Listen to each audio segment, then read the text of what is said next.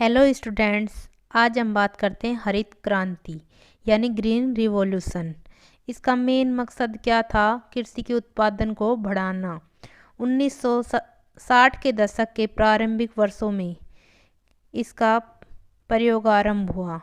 नई तकनीक व अधिक उपज देने वाले बीजों का प्रयोग शुरू किया गया, जिससे फसलों की प्रति हेक्टेयर उत्पादकता तेजी से बढ़ी, जिसे हरित क्रांति कहा गया। इसे इंदिरा गांधी तथा कृषि मंत्री श्री सी सुब्रमण्यम ने कृषि में नई रणनीति अपनाने की बात कही।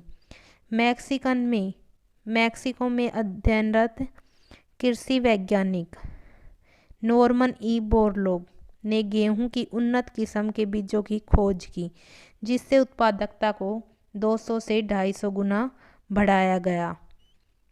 इनका सर्वप्रथम प्रयोग मैक्सिकन तथा ताइवान में किया गया।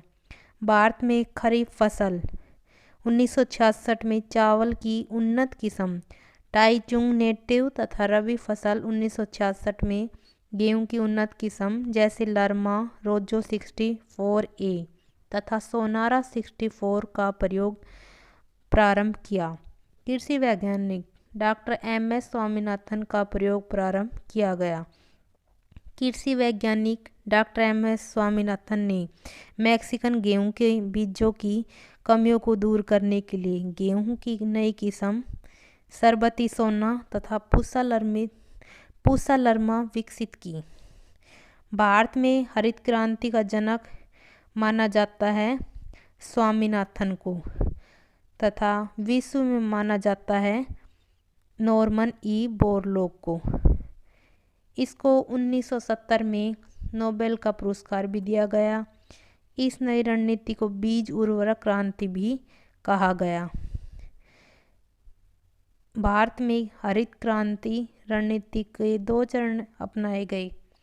प्रथम चरण यह 1960 के दशक से 1990 के दशक के मध्य तक रहा। इसे केंद्रीयकरण का चरण कहा जाता है। यह चरण मुख्यतः गेहूं व चावल की फसलों पर केंद्रित रहा। यह पंजाब, हरियाणा तथा पश्चिमी उत्तर प्रदेश तक सीमित रहा। द्वितीय चरण, इस चरण में 5 फसलों के समूह को शामिल किया: गेहूं, चावल, बाजरा, ज्वार एवं मक्का।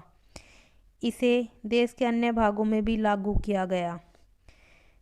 इसे विकेंद्रीयकरण का चरण कहा गया। यह चरण चावल, दलहन, मोटे अनाज एवं खनिज तेल